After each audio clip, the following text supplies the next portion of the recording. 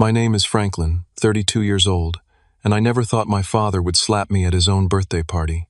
I'd built my real estate empire from scratch, my crowning achievement being the luxury penthouse downtown. But that night, in front of 210 elite guests, my father demanded, "Hand over your penthouse to your brother." When I refused, his palm struck my cheek. I didn't yell or fight back. I simply said, "Thank you." Before I continue this story, let me know where you're watching from, and hit that like and subscribe button if you've ever stood your ground against family pressure. I was born the firstborn son of Robert Williams, a man whose name carried weight in every real estate office across the state. Our family mansion sat on 3 acres of manicured lawns in the most exclusive neighborhood of Boston. From the outside, we had everything: wealth, status, influence. But inside those ornate walls, life followed a rigid hierarchy with my father at the top. My earliest memories involved trying to please him. When I was 6, I proudly showed him my perfect spelling test. He glanced at it and said, "That's what's expected of a Williams." Not congratulations, not a smile, just a reminder that excellence was my baseline obligation. My mother, Elizabeth, was a former beauty queen who married into wealth.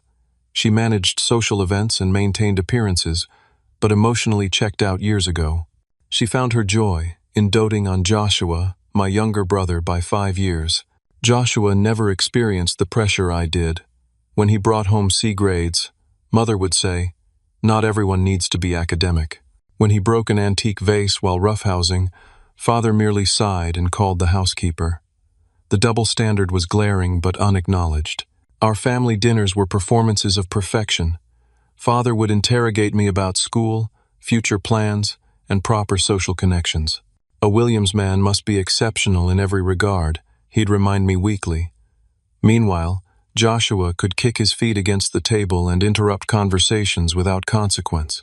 Despite everything, I excelled. Honor roll every semester. Captain of the debate team. Accepted to Harvard Business School. Each achievement earned me nothing more than a brief nod from Father, the unspoken message being, "This is merely what you owe the family name." My mother's neglect was subtler but equally painful. When I won the state business competition in high school, she missed the ceremony for Joshua's soccer game, a game where he mostly warmed the bench. "You understand, darling," she said afterward. "Your brother needs encouragement." The implication being that I didn't. The family vacations to Martha's Vineyard each summer became increasingly uncomfortable as I grew older. Father would introduce Joshua to his business associates as the charming one, while referring to me as the serious one. The subtext was clear: Joshua was loved for his personality, while I was valued only for my potential contributions. College provided brief respite from the family dynamics. There I met Emily Taylor, a brilliant economics student with warm brown eyes and a laugh that made everyone around her smile. Unlike my family, Emily saw me not just the Williams heir, but Franklin the person. She celebrated my victories and comforted me during setbacks. For the first time, I experienced unconditional support. "Your family sounds like they're stuck in a Victorian novel," she once said after I described a particularly tense holiday dinner. "You know you don't have to earn the right to be treated with basic respect, right?" Emily's perspective was revolutionary to me. Could it be true that I deserved recognition simply for being me? The concept seemed foreign after years of conditional approval. When I brought Emily home to meet my parents during junior year, their reaction was telling. Mother thought Emily was lovely, but perhaps not quite right for a Williams. Father was more direct. "Smart girl, but doesn't bring the right connections. Keep your options open, son." Their dismissal of Emily, the one person who truly valued me, crystallized something inside me. I began questioning not just their treatment of me, but their entire value system. By graduation, I had made up my mind. I would forge my own path, create success on my terms, and build relationships based on genuine connection rather than strategic advantage. This decision would set me on a collision course with everything my father had planned for the Williams legacy. The day after graduation, my father called me into his study. The mahogany-paneled room with its imposing desk had been designed to intimidate, and it still worked even after all these years. "You'll start at Williams Development on Monday," he announced without preamble. Junior executive position. You'll shadow Preston for 6 months, then take over the North Shore project. It wasn't a question or an offer. It was a command. 22 years of conditioning almost made me nod automatically. Instead, I took a deep breath.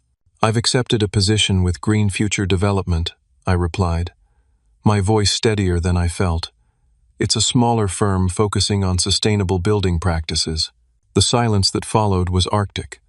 Father's face hardened into the expression that had terrified household staff for decades. You'll turn that down immediately, he finally said. No son of mine works for a competitor, especially some tree-hugging startup. I start next week, I said, rising from my chair. I thought you'd want to know. Walking out of that study was the hardest and most liberating moment of my life until then. Mother cried. Joshua smirked, and Father didn't speak to me for 8 months. Green Future Development was indeed smaller, just 12 employees in a converted warehouse space downtown. My starting salary was 1/3 what Williams Development offered. My apartment was a studio with unreliable heating in a transitional neighborhood. But for the first time, my successes and failures would be entirely my own. The learning curve was steep. At Williams Development, I would have had teams of assistants and analysts. At Green Future, I made my own coffee and stayed late formatting my own presentations. Every mistake was painfully visible, every victory hard-earned. 6 months in, I met William Carter, a 65-year-old former developer who had pivoted to sustainable building before it was trendy. He came to consult on a project and took an interest in my ideas. You've got good instincts, he told me over lunch, but you're still thinking inside conventional boxes. What if we approached urban development with completely new assumptions? William became my mentor, challenging me to reimagine what luxury real estate could be. Under his guidance, I developed a philosophy that merged high-end amenities with environmental responsibility. Most developers see these as opposing forces, I explained during a pitch meeting. Either you build opulent spaces that waste resources, or eco-friendly units that feel austere. I believe the true luxury of tomorrow is having both. 2 years of grinding work later, I secured funding for my first independent project, a small but innovative apartment building featuring cutting-edge energy systems hidden behind classic architectural details. The waiting list for units grew faster than anyone predicted. Meanwhile, Joshua had finally joined Williams Development after drifting through several positions arranged by Father. Occasionally, I'd see him at industry events, always surrounded by Father's longtime associates who laughed too loudly at his jokes. Slumming it with the granola crowd? He asked at one real estate awards dinner. Father says you'll come crawling back once you need real capital. I didn't bother responding. My second and third projects were already fully funded, each more ambitious than the last. Industry publications began featuring my work, noting the unusual combination of luxury aesthetics with environmental metrics that outperformed much larger companies. Along the way, I formed partnerships that became friendships. Thomas Reynolds, a brilliant finance specialist who left a banking career to join my growing team. Jessica Montgomery, an architect whose innovative use of space and light transformed my theoretical concepts into beautiful reality. Together with William's continued mentorship, we created a close-knit group united by shared vision rather than obligation. Emily remained my strongest supporter, her own career in economic development flourishing. We moved in together after my third successful project, creating a home that felt nothing like the cold perfection of my childhood house. Your father called the office again, she mentioned one evening as we enjoyed dinner on our small balcony. Asked when you were going to stop playing with your little green company and rejoin the real business world. I laughed, but the constant dismissal of my achievements still stung. Despite growing industry recognition, my family maintained that my success was either temporary luck or beneath notice. Mother occasionally attempted reconciliation through carefully worded invitations to family events. I attended some, enduring Father's backhanded comments and Joshua's transparent jealousy. These visits always left me drained, with Emily spending hours afterward helping me process the subtle and not-so-subtle put-downs. They can't see your worth because it threatens their worldview, Emily observed. If you can succeed on your terms, it means their rules aren't absolute. This perspective helped, but didn't entirely erase the longing for parental approval buried deep within me. Part of me still hoped that enough success would finally make them see me, truly see me for the first time. With that unconscious motivation driving me, I began planning the project that would change everything. A penthouse development, unlike anything the city had seen before. The Genesis Penthouse project began as a risky proposition. The building was a historic Art Deco masterpiece, its top floors abandoned for decades due to structural concerns. Most developers considered it untouchable, too many preservation restrictions, too many engineering challenges. That's exactly why it's perfect, I explained to my investors. We'll restore rather than replace, incorporate the original elements while adding cutting-edge systems invisible to the eye. The result will be both a preservation triumph and the most advanced living space in the city. Securing the property required calling in every favor I'd earned over the past 5 years. The permitting process alone took 8 months of negotiations with historical societies and building authorities. Jessica worked nights and weekends perfecting designs that respected the building's heritage while accommodating modern luxury expectations. "This isn't just another project for you, is it?" William asked during one late-night planning session. "There's something personal here." He wasn't wrong. While I hadn't consciously planned it, the penthouse represented something beyond business success. It was tangible proof of my philosophy that preservation and progress could coexist beautifully. On some deeper level, perhaps it also represented the validation I still sought from my family. Construction challenges emerged at every turn. Original materials needed specialized craftspeople to restore. Modern systems had to be integrated without disturbing protected elements. The budget strained under unexpected discoveries behind old walls. "We can scale back some of the features," Thomas suggested during a particularly difficult financial stretch. "No one would notice if we used standard fixtures instead of custom." "Everyone would notice," I insisted. "Not consciously, perhaps, but they'd feel the difference. This has to be perfect." 18 months later, as the final touches were completed, even Thomas admitted I'd been right. The Genesis Penthouse transcended ordinary luxury. Original Art Deco moldings framed walls containing state-of-the-art insulation. Restored herringbone floors concealed radiant heating systems. Hand-restored ceiling murals glowed under lighting that adjusted automatically to natural conditions. Industry recognition was immediate and overwhelming. Architectural Digest featured a 12-page spread. Sustainability journals praised the innovative energy systems. The mayor presented an Urban Preservation Award at a ceremony covered by national media. Emily and I celebrated privately the night after the official opening gala. "I'm thinking this should be our home," I told her as we stood on the wraparound terrace overlooking the city lights. "Not just an investment property." Her eyes widened. "Are you serious? This is worth a fortune as a rental." "Some things are worth more than money," I replied. "I built this place imagining us here." The decision to make the penthouse our home transformed it from a business triumph to something deeply personal. Every corner reflected our combined vision: Emily's love of open spaces and natural light, my appreciation for craftsmanship and history. Word of the penthouse's success eventually penetrated even my family's selective hearing. Mother called to congratulate me, her first acknowledgement of my professional achievements, without qualifiers. "Your father was quite impressed with the write-up in Business Weekly," she mentioned, her tone suggesting this was the highest possible praise. "He showed it to everyone at the club." A week later came the call I'd both longed for and dreaded. Father himself, inviting me to lunch at his private club. The meeting was predictably strategic. After brief congratulations, he got to his point. "Williams Development could use your expertise in the green building sector," he announced, as if offering a tremendous favor. "The market's shifting that direction. You could head a new sustainability division." I stirred my coffee slowly. "I'm not looking to be acquired or employed, Father." His expression tightened. "Don't be stubborn, Franklin. You've proven your point with this little venture. Now it's time to bring your talents back to where they belong, the family business."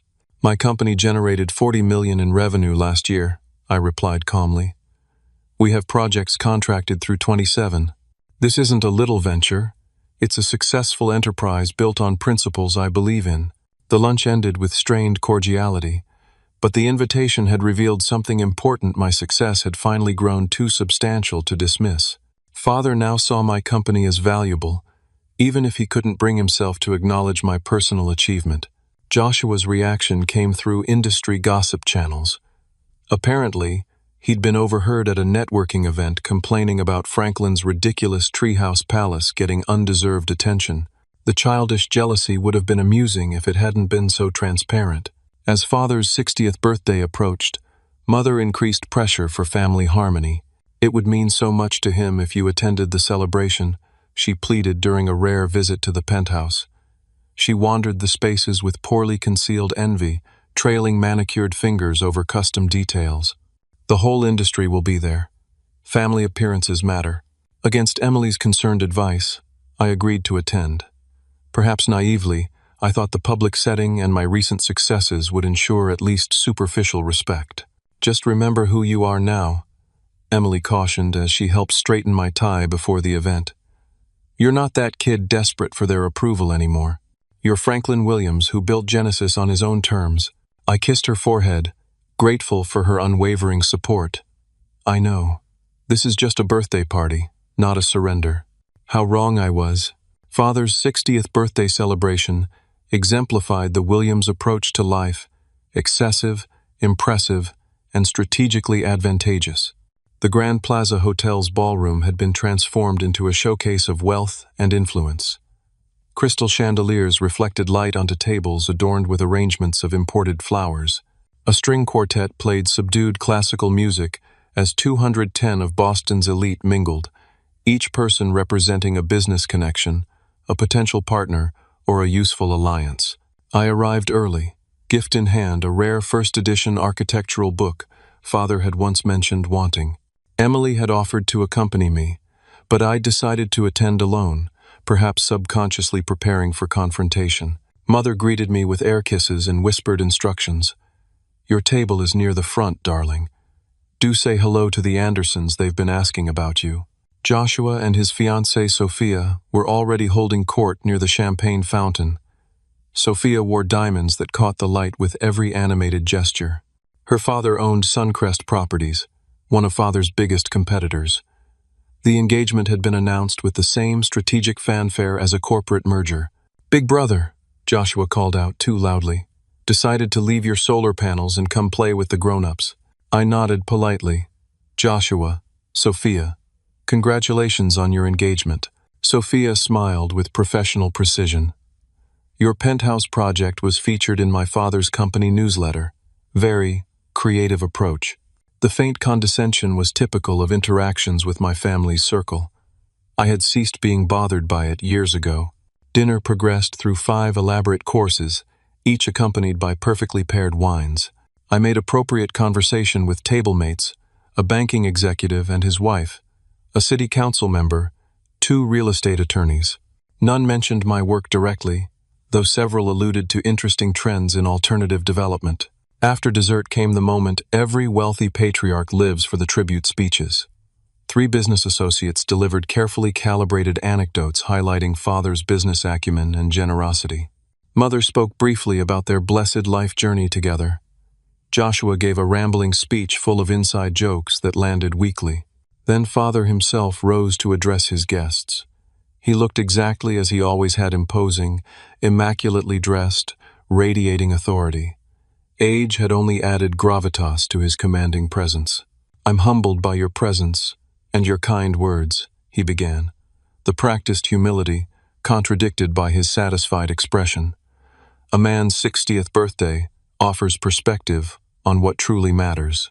Not the deals we've closed or the buildings we've raised, but the legacy we leave through our children. His gaze swept the room, lingering meaningfully on Joshua and Sophia, then shifting to me. Family is everything.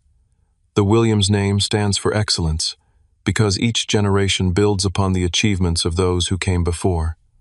We support each other. We sacrifice for each other. Something in his tone made my shoulders tense. The speech was taking an unexpected direction. Tonight, I'm proud to announce that Williams Development will be expanding through a new partnership with Suncrest Properties, cemented by the upcoming union of our families through Joshua and Sophia's marriage. Polite applause rippled through the room. This was standard business celebration fare, nothing surprising. To commemorate this occasion, I've decided it's time for some family reorganization. Father's gaze fixed directly on me now, his expression unreadable. Franklin, as my firstborn, you've always charted your own course. Now it's time for you to demonstrate true family commitment. Joshua and Sophia will need an appropriate residence as they start their life together. Therefore, tonight, I'm asking you to transfer ownership of the Genesis penthouse to your brother. The room fell silent. 210 pairs of eyes turned toward me.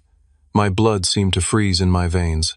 Father, I said carefully, finding my voice, the penthouse is not just an investment property. It's my home, and the culmination of years of work. His expression hardened. It's a building, Franklin. Your brother is family. Surely your loyalty to him outweighs your attachment to mere property. Emily and I live there, I explained, keeping my tone measured despite the rising heat in my face. It's our home, designed specifically for— Emily can help you find another place, Father interrupted dismissively. Joshua and Sophia need the prestige of that address for their position in society. The naked entitlement stunned me, not just the demand itself, but the absolute confidence that I would comply, that I should comply. I'm sorry, but no, I said firmly. The penthouse isn't available, but I'd be happy to help Joshua and Sophia find something suitable, perhaps even design something specifically for— The slap came without warning. Father had crossed the space between us in 2 strides, his hand connecting with my cheek with enough force to snap my head sideways. The crack echoed in the suddenly silent ballroom. Ungrateful, selfish boy, he hissed, voice low but perfectly audible in the shocked quiet. After everything this family has done for you, 210 witnesses held their breath. Waitstaff froze mid-service. The string quartet's cellist missed a note. I straightened slowly, feeling the sting spread across my face. 20 years ago, this moment would have destroyed me. 10 years ago, it would have broken me. 5 years ago, it would have enraged me. But standing there, having built my life, my company, and my values apart from the Williams name, I felt something unexpected clarity. Thank you, Father, I said quietly. Without another word, I turned and walked out of the ballroom, leaving behind confused murmurs and my father's thunderous expression. In the hotel lobby, I stopped at a decorative mirror to examine my cheek. A red handprint was already forming. My phone buzzed with a text from Emily. Are you okay? Call me. Instead of calling, I drove straight home to the penthouse, my penthouse, where Emily waited anxiously. Your mother called me, she explained, gently touching my reddened cheek. Said there was an unfortunate incident, and I should talk some sense into you. I laughed, the sound surprising both of us. That's one way to describe public assault. That night, as Emily held me, I realized something fundamental had shifted. The slap hadn't broken me, it had freed me.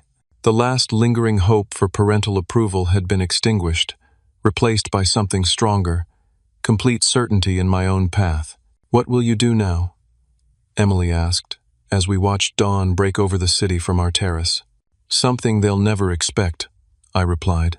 The morning after the birthday disaster, my phone overflowed with messages. Mother left 5 increasingly frantic voicemails, each reframing the previous night's events. Your father was overwrought. You misunderstood his intentions. We need to move past this unfortunate misunderstanding. Joshua texted a single line. Way to ruin the old man's birthday, drama queen. Industry acquaintances sent carefully worded messages, expressing concern about family tensions affecting market partnerships. Even my building's doorman asked discreetly if I needed security adjusted, as he'd heard about some family disagreement. News traveled fast in Boston's upper circles. Emily took the day off work, her concern evident as she watched me process the situation. Talk to me, she urged over breakfast. What are you thinking? I touched my cheek. The visible mark faded, but the memory still sharp. I'm thinking there's something bigger happening here. Father would never make such a public demand unless he was desperate. Desperate for what? Control over you? Maybe, I conceded. But the Williams empire doesn't make desperate plays for emotional satisfaction. There's always a business angle. This realization prompted me to call William, whose connections extended throughout Boston's business community. Our conversation was brief but illuminating. "I've been hearing whispers," he confirmed. "Williams Development overstretched on their waterfront project. Cost overruns in the tens of millions. The Suncrest partnership might be less strategic alliance, more financial rescue. So they need my penthouse as what collateral? A sweetener for the deal?" "The Genesis is the most prestigious property in the city right now," William replied. "Having it as the crown jewel of their combined portfolio would signal strength during a shaky merger." Emily's expression grew concerned as I relayed this information. "So this isn't just about Joshua wanting your toys. They're trying to use your success to bail out their failures, while publicly humiliating me in the process," I added. Emily took my hands across the breakfast table. "What do you want to do? Not what would hurt them or satisfy some need for revenge, but what would make you feel whole?" Her question cut through the anger and pain to something deeper. What did I truly want? Not revenge, not even vindication. What I wanted was recognition not of my achievements but of my autonomy, of my right to determine my own path without manipulation or control. "I want them to see me," I said finally. "Not as an extension of the Williams legacy, not as a resource to be tapped, but as Franklin, a separate, whole person with the right to make my own choices." Emily nodded. "Then that's the goal. Not punishing your father, but establishing boundaries that force recognition of your personhood." This perspective shifted my thinking entirely. Instead of reacting emotionally, I began approaching the situation strategically, a skill ironically learned from Father himself. First, I needed information. I contacted Thomas, whose financial background made him ideal for discreet research. "I need to understand Williams Development's current position," I explained. "Not the public balance sheet, but the real numbers." Next, I arranged lunch with Jessica. As an architect who regularly collaborated with various development firms, she had insights into industry relationships. "Suncrest has been pulling out of joint ventures left and right," she confirmed. "The rumor is they're consolidating resources for something big. A merger with Williams would give them access to prime locations they couldn't otherwise touch." With these initial data points, a picture began emerging. Father wasn't just being controlling, he was scrambling to save his company through this merger, using whatever leverage he could muster, including demanding my property to sweeten the deal. The final piece came unexpectedly. Mother appeared at my office unannounced, something so out of character it momentarily stunned my receptionist. "Franklin, darling," she began, once settled in my visitor chair. "This situation has gotten out of hand. Your father regrets his emotional reaction." I waited, saying nothing. "He's under tremendous pressure," she continued, fidgeting with her wedding ring. "The waterfront project, well, there were complications, regulatory issues, unexpected soil contamination. The budget has become problematic, and my penthouse would help solve these problems. How exactly?" I asked. She had the grace to look uncomfortable. "The Suncrest merger is delicate. Sophia's father admires your building greatly. Having it as part of the combined asset portfolio would facilitate using my success to paper over Father's failures," I finished for her. "Family supports family. Franklin," she replied, her tone hardening slightly. "Joshua has always looked up to you. The blatant manipulation might once have worked. Today, it simply confirmed my suspicions." After Mother left, I called an emergency meeting with my core team: Emily, Thomas, William, and Jessica. "I need a comprehensive plan," I told them, "not for revenge, but for boundary setting, something that establishes once and for all that I won't be manipulated or controlled." Over the next 3 days, we developed a strategy. Thomas dove into public records and industry contacts to compile a detailed picture of Williams Development's vulnerabilities. Jessica mapped out their project timelines and commitments. William activated his network to gather intelligence on the Suncrest negotiations. What emerged was concerning. Williams Development had overextended significantly on the waterfront project, using financing methods that skirted regulatory boundaries. Nothing illegal, but ethically questionable, especially for a company that publicly prided itself on conservative business practices. "They've been using company funds to maintain your parents' lifestyle," Thomas noted, showing me transaction records.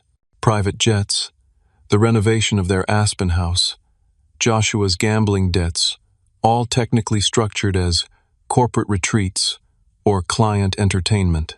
This explained Father's increasingly desperate moves. If the Suncrest merger fell through, Williams' development might face not just embarrassment but potential financial collapse. Emily, ever the voice of ethical consideration, posed the critical question, "What's your goal here, Franklin? To watch them fail?" I shook my head. "No, my goal is independence, true independence, not just professional separation, but personal boundaries they can never cross again." With this clarity, the final plan took shape.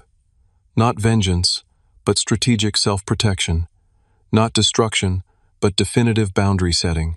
"I'll need a lawyer present," I told the team, "and I need this handled precisely according to plan."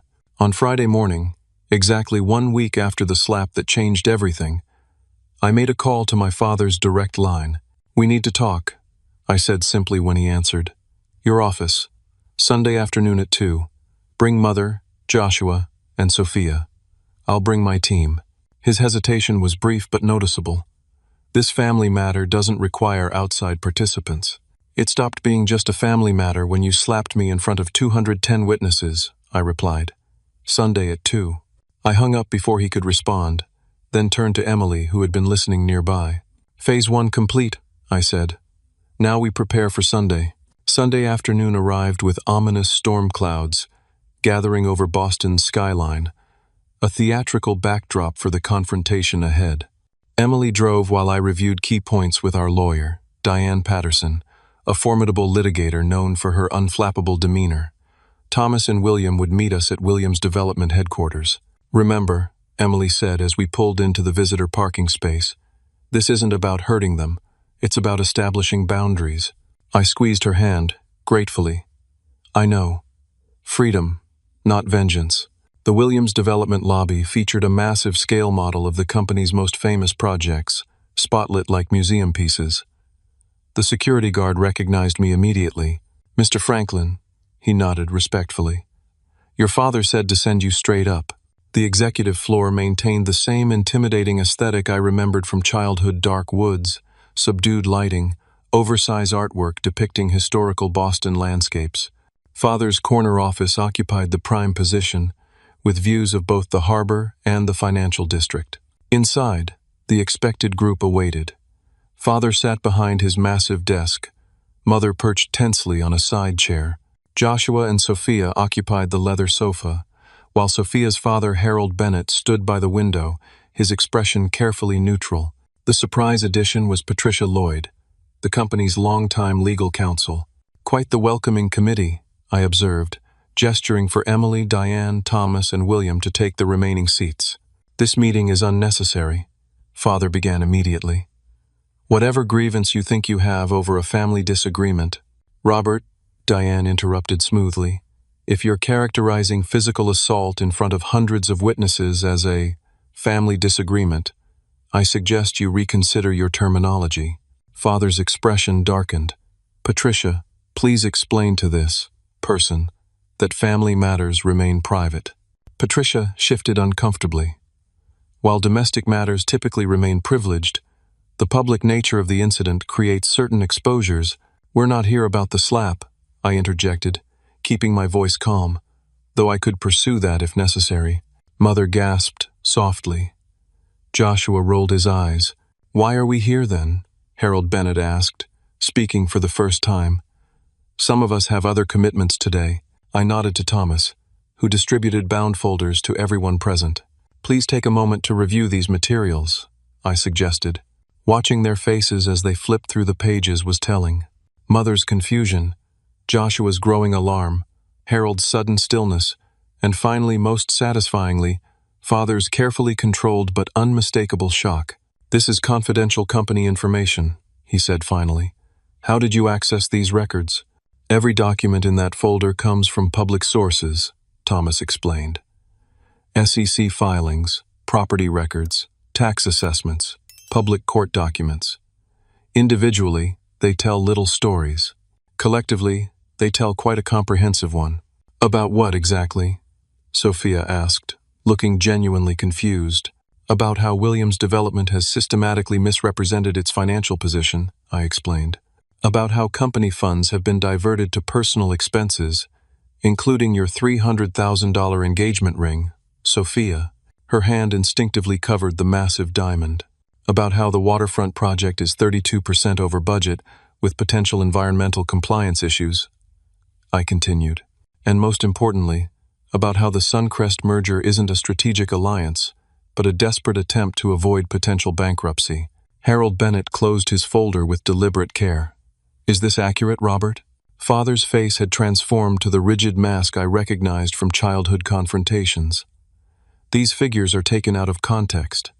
Patterson here can explain the appropriate accounting standards that— Stop, I said firmly. The particulars aren't important. What matters is that you're willing to sacrifice anything and anyone, including your own son, to save appearances. Sophia turned to Joshua, who was staring at the financial statements with growing horror. Did you know about this? Is your family really in financial trouble? Joshua's silence was answer enough. What exactly do you want, Franklin? Father demanded. Money? Revenge? To destroy this family's legacy? I want recognition, I replied simply. Recognition that I am not an extension of you or this company. Recognition that my achievements are my own. Recognition that my boundaries deserve respect. Mother's carefully maintained composure cracked slightly. Darling, family doesn't set boundaries against family. We're trying to help Joshua establish himself, just as we helped you. You never helped me, I corrected her gently. I built my company despite your opposition, not because of your support. Harold Bennett closed his folder and stood abruptly. I believe Sophia and I need to reevaluate certain arrangements. Robert, expect a call from my office tomorrow. Harold, don't be hasty, Father began, but the older man was already guiding his daughter toward the door. Sophia paused, slipping off her engagement ring and placing it on the coffee table. I agreed to marry into success, Joshua, not scandal. After they departed, the remaining atmosphere grew heavier. Congratulations, Joshua spat bitterly. You've ruined everything. No, I replied. Poor financial management and ethical shortcuts ruined everything. I'm simply refusing to be the sacrificial solution. Father stood, his imposing frame seeming somehow diminished. What happens now? You've made your point. Will you distribute these findings to our investors? Complete your revenge by destroying everything I've built? I shook my head. That was never my goal. I have a proposal. I nodded to William, who outlined our prepared plan, a restructuring of Williams Development with proper corporate governance, transparent accounting practices, and ethical business standards. The company would maintain its legacy projects while adopting more sustainable practices for future developments. You're proposing to take over my company? Father asked incredulously. I'm proposing to save it, I corrected, with conditions. Those conditions were straightforward. Father would remain as chairman emeritus with limited operational authority. Joshua would work in the restructured company, starting in project management rather than executive leadership. Most importantly, my autonomy would be absolutely respected. No more demands, no more manipulation, no more treating me as a resource rather than a person. And if I refuse? Father challenged. Diane spoke up. Then my client walks away. These folders remain closed. But the information exists, Robert. Your investors and partners will eventually discover the same facts we did. The silence that followed lasted nearly a full minute. I watched the calculations happen behind Father's eyes. Pride versus pragmatism, ego versus survival. You planned this whole thing, he said finally, a hint of reluctant admiration in his voice. You knew exactly what you were doing. I learned from watching you, I acknowledged. Though I hope I'm applying those lessons more ethically. Mother looked between us, then asked the question that truly mattered. Will you come back to the family, Franklin, if we agree to your terms? I reached for Emily's hand. I never left the family, Mother. I simply stopped accepting mistreatment as the price of admission. By sunset, the preliminary agreements were signed. Williams Development would survive, but transformed. My boundaries would be respected. And perhaps most surprisingly, My father had looked me in the eye, truly seen me for the first time in memory. As we prepared to leave, he approached awkwardly. "The penthouse," he began, "remains mine. I finished for him. But I'm happy to help Joshua find something suitable for his new start." Father nodded, the gesture containing something I'd never seen before: respect. The months following our confrontation brought transformation beyond anything I could have anticipated. William's development underwent a complete restructuring. With new governance policies and transparent financial practices, Father stepped back into an advisory role, focusing on client relationships rather than operational decisions. To everyone's surprise, he adapted to this diminished position with unexpected grace. "He seems almost relieved," Emily observed after witnessing Father at a company event, "like he's been carrying a burden that's finally been shared." Joshua's journey proved more challenging. The dissolution of his engagement to Sophia hit him hard, forcing him to confront uncomfortable truths about himself and his position in society. Without the cushion of preferential treatment, he initially floundered in his new project management role. "I don't understand these technical specifications," he complained during one early meeting. "Can't someone else handle the details?" "That's the job," I explained patiently, learning the fundamentals before making executive decisions. His resentment gradually gave way to reluctant effort, then surprising engagement. 6 months in, he successfully managed his first small renovation project from concept to completion. The pride he felt in this earned achievement was visibly different from his previous entitlement. "I actually understand what we're building now," he admitted during a site visit. "It's satisfying." Mother struggled most with the new family dynamic. Decades of maintaining appearances and mediating Father's demands had left her without clear purpose in a more authentic environment. "I don't know how to be in this new arrangement," she confessed during an unexpected visit to the penthouse. "Everyone seems to be speaking a different language now." Emily, with her characteristic compassion, suggested Mother explore her own interests beyond social obligations. "What did you love doing before you were Mrs. Williams?" This simple question sparked a hesitant renaissance. Mother gradually rediscovered her interest in botanical illustration, eventually volunteering at the public gardens and developing friendships outside the constraining circle of society wives. The most profound change occurred in my relationship with Father. Our weekly business meetings evolved from tense negotiations to increasingly open exchanges.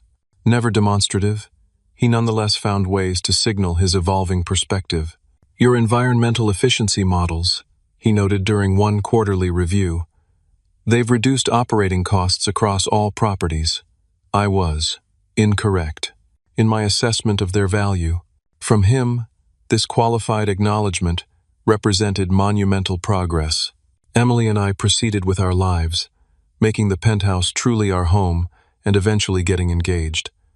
When I called to share this news, Mother immediately began planning an elaborate society wedding. "Nothing too extravagant," I cautioned. "It's not every day my son gets married," she protested. "Your son gets married," I repeated, emphasizing the words. "Not the Williams heir. Emily and I want something meaningful, not a business networking event." This distinction between person and position became my mantra during family interactions. Each time they slipped into old patterns, I gently redirected toward more authentic connection. 1 year after the confrontation, Father requested a private dinner. We met at a small restaurant rather than his club-neutral territory that symbolized our evolving relationship.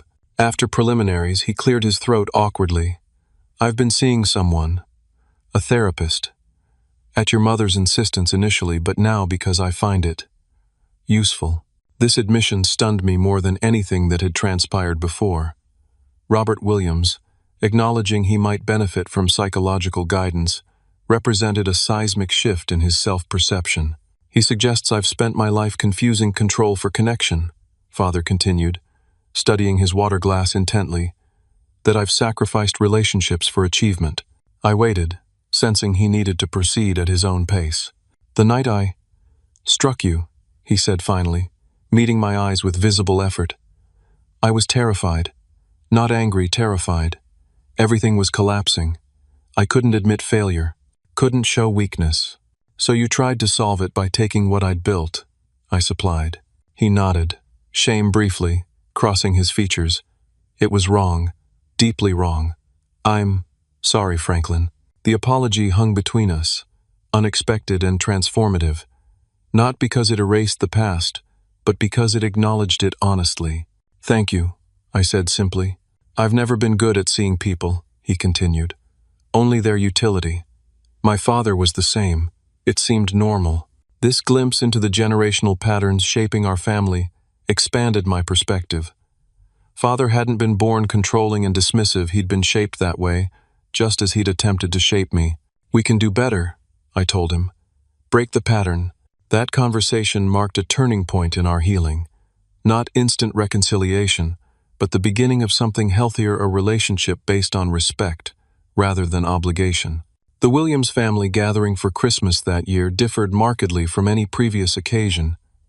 Held at my penthouse rather than the family mansion, it featured relaxed conversation instead of performative perfection.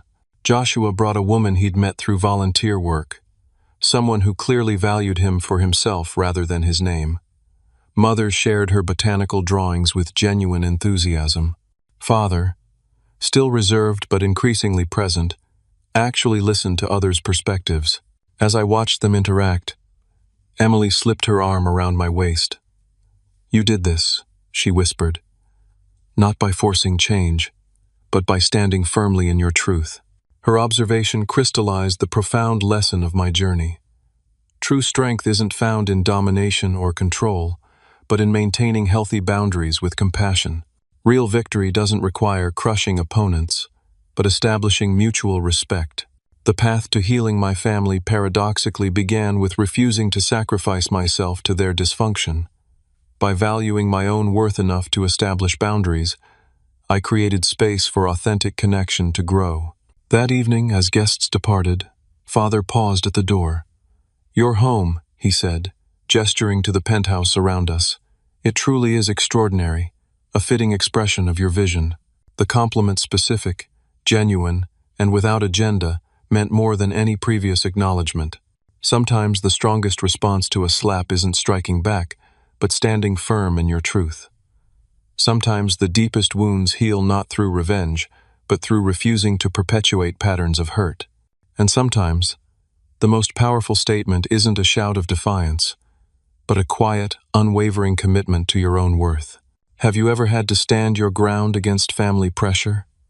What boundaries have you needed to establish in your own relationships? I'd love to hear your stories in the comments. If this journey of standing up for yourself resonated with you, please hit the like button and subscribe for more authentic life experiences. Remember, setting boundaries isn't selfish, it's the foundation for healthy relationships. Thank you for listening, and may you find the courage to honor your own worth, even when it's challenging.